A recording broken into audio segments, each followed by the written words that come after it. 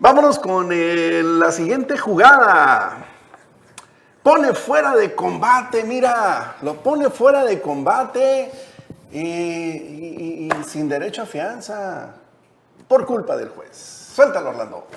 Ahí está, mira, suelta el pitcher un batazo por todo el jardín derecho, que va y pega ya con el juez, que le da el amparo contra la reforma, bueno, no es reforma educativa, contra el cambio de plan de estudios impulsado por la maestra Delfina, ¿qué se llama esa doña? Esa, Delfina Gómez, y que ahora pues es heredado por la nueva secretaria de Educación, a quien le dice el juez Aaron Judge, ese es el fielder derecho de los Yankees, le dice, no, ¿para dónde vas? Ahí te me paras, porque esta modificación que le haces al plan de estudios tiene contenido ideologizador, y si algo es malo para la educación, es la ideología, es cargarlo de un solo matiz de algo que es un bien de todos. Bien es cierto, Ricardo, y conocido, que la historia la escriben los vencedores, que los héroes y las epifanías que hay detrás de esas hazañas que se dice que hicieron, el que se puso una losa en la espalda y con eso sacrificándose logró llegar hasta una puerta, incendiarla y que por ahí se pudiera entrar los independentistas, pues vete a saber si pasó. Y muchas cosas que están en la historia han sido refutadas por historiadores, porque en algún momento pues a alguien se le ocurrió que el cuento que nos tenían que contar pues era para que te enorgullecieras de algo que a lo mejor y ni ocurrió. Pues, pero eso lo han hecho todos los estados, o sea, todos los estados del mundo lo han hecho. La historia siempre, aquí en México, pues no te creas toda la historia que se ha escrito sobre Benito Juárez, sobre Hidalgo, sobre Porfirio Díaz, ni para bien ni para mal. Fueron seres humanos. Lo que he oído de los niños héroes, Ricardo, mejor no lo digo. Ha habido historiadores que, bueno, el que no tiene ideologizado para hacer la historia, pero precisamente es la gente, los extranjeros, ¿no? Y son los que se van a los documentos que realmente generaron los acontecimientos, los hechos de aquella época. Y son los que le quitan ese cariz de la historia de oro, ¿no? De la historia de los héroes y todo esto. Y vuelven humanos a los personajes de esa época. Por eso es importante, pero eso casi no lo lee el pueblo, ni siquiera lo critica ni lo analiza. Entonces, ¿qué es lo que pasa? Cuando tú haces una historia, parte del proceso de gobierno, parte del proceso, en este caso, vete a leer a Goebbels, ¿no? Y Joseph Goebbels le dice, espérate, dentro de la propaganda del Estado, lo primero que tienes que hacer es ideologizar a tu pueblo. Y en este caso, por ejemplo, el primer izquierdista, o sea, socialista que llegó a la presidencia fue Lázaro Cárdenas, ¿sí? ¿Y qué fue lo que pasó? Como dice López Obrador, o sea, realmente fracasó el proceso de Lázaro Cárdenas porque no ideologizó al pueblo, ¿sí? ¿Sí? Pero entonces, sí instauró una educación socialista que liberó al pueblo. Por eso. Que es completamente es diferente. Que después la tuvieron que echar abajo en los 70. Sí, y que es diferente la ideologización con fines de utilización. ¿Sí? O sea, el yo darte... tendenciosa la ideologización. El yo darte una ideologización... Sí, te estoy llevando a que fumes de la que a mí me gusta. Sí, o sea, ok, ¿sabes qué? Pero también te voy a dar un pensamiento crítico, analítico. Van por el pensamiento único, entonces, el que no cuestiona. No critiques, no cuestiones, esto es palabra del Señor. Como la Biblia. Palabra del Señor. Pues mira, los megalómanos también en la historia han ocupado el dicterio de las políticas educativas. Ese es otro de los grandes riesgos en los que puede incurrir una sociedad al caer en manos de la demagogia. ¿Qué es lo que necesitamos como pueblo, como ciudadanía consciente y educada? Pues necesitamos equilibrio, necesitamos que la educación no incluya tendencias de nadie. Aquí el grave problema es que estamos en manos de un sistema de partidos.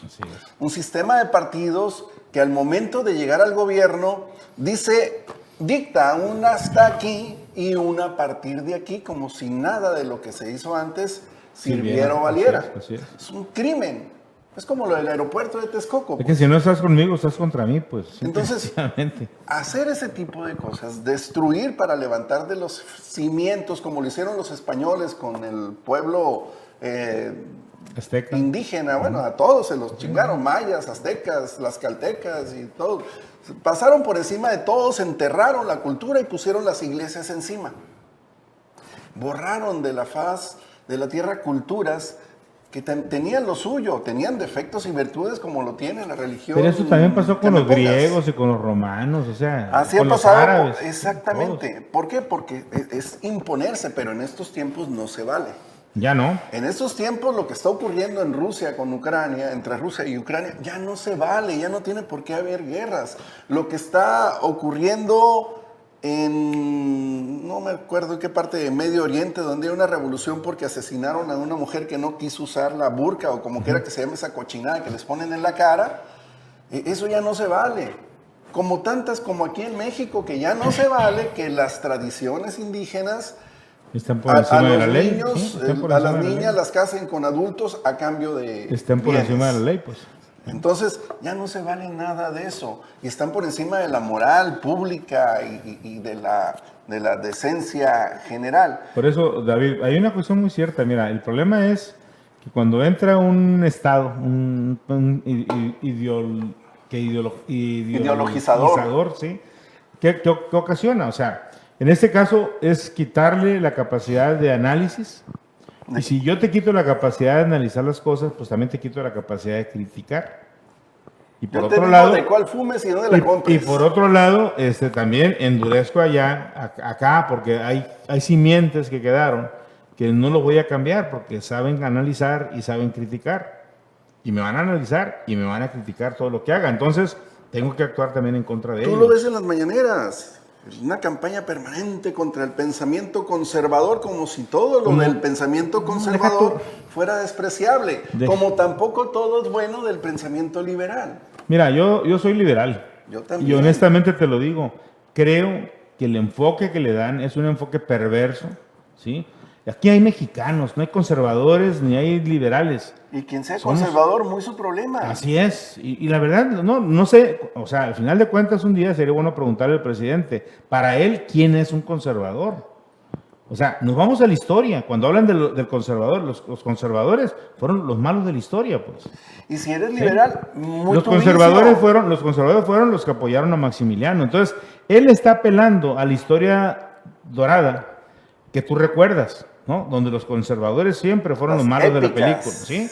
Fueron siempre, a través de la historia, siempre han sido los conservadores los malos de la película. Entonces, por lo tanto, ¿a quién le vas? ¿Al Santo o a Blue Demon, no? Entonces, ¿sí? Entonces, ahorita estamos fifís contra chairos. Y ahora ya empezamos, los norteños contra los sureños, que allá están los inteligentes, y aquí estamos la gente que nada más trabaja. Es como cuando dijo Aurelio Nuño, van a leer, dijo una peñejada. Sí, así es. Es lo mismo que rebuznó Patan Augusto el otro día. Pero es parte precisamente de un pensamiento. Y al final de cuentas no creo que haya sido dicho nomás por decirse. Fue una provocación en alusión al gobernador de Nuevo León. A Samuel García, pero el vato se le olvidó que el resto del país existe, porque digo, los inteligentes están en Tabasco. Bueno, pues los de Yucatán, los de Chiapas, de Oaxaca, del DF, son una bola de peñejos también. Y el norte, pues no entiende que somos varios estados, ¿no? Sí. Pues, o sea, yo creo que sí lo pensó, o sea, abandonó definitivamente su candidatura para la presidencia de la República, ¿no? Híjole, con eso que le sacaron en Guacamaya Leaks, sería interesante verlo en las boletas electorales. Oye, ya nos vamos, mi querido Ricardo. Se fue rápido otra vez, ¿no? Sí, de volada. Ya nos pasamos incluso. Pero no nos vamos sin el regalo de la noche. Vamos a ver a un especulero gobernador de Nayarit frente a la dulce y bella Geraldine. Suéltalo, Orlando. Tenemos que estar preparados para el futuro y por eso tenemos contemplada hacer esta remodelación de la plaza, pero también aprovechando la remodelación hacer el estacionamiento subterráneo. Y ahorita que me preguntaban sobre el ayuntamiento, Empiezo, no estoy de acuerdo con el ayuntamiento, haga abajo de la plaza principal un estacionamiento, así o más claro. Creo que ya quedó muy claro, no vamos a continuar con este asunto del estacionamiento subterráneo porque no es algo que tenemos en la agenda. No solamente con este tema, sino con muchos. Y pues esto es normal, siempre van a ser pues los mismos especuleros de siempre. ¡Especulero! Lo dijo ella. Lo cortaste justo cuando iba a decir la parte sustantiva, Orlando. Vuelve a ponerse a lo último, donde ella le dice de una manera muy particular, sacándose de la manga un terminajo que no existe en la Real Academia de la Lengua, de singular manera. Suéltalo, Orlando. Y pues esto es normal, siempre van a ser pues los mismos especuleros de siempre. ¡Huler! Vende hules el señor gobernador. ¡Hay tiro! No, pero pues, espérate, gobernador, porque no te metas en camisas de 11 varas. Inocente palomita, haz el estacionamiento abajo, ayúdale a la señorita. Ve a barrer de una vez. Te conviene.